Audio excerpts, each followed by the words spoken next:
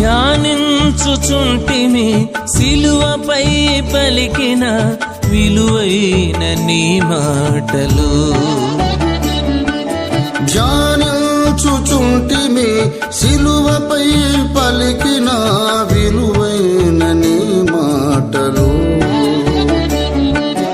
ప్రాణాత్మలను సేదదీర్చు జీవ ఊటలు, ప్రాణాత్మలను సేదదీర్చు జీవ ఊటలు, మోక్షమునకు చేర్చు బాటలు. పరిశుద్ధతలో పరిపూర్ణుడా, ఉన్నత గుణ సంపన్నుడా,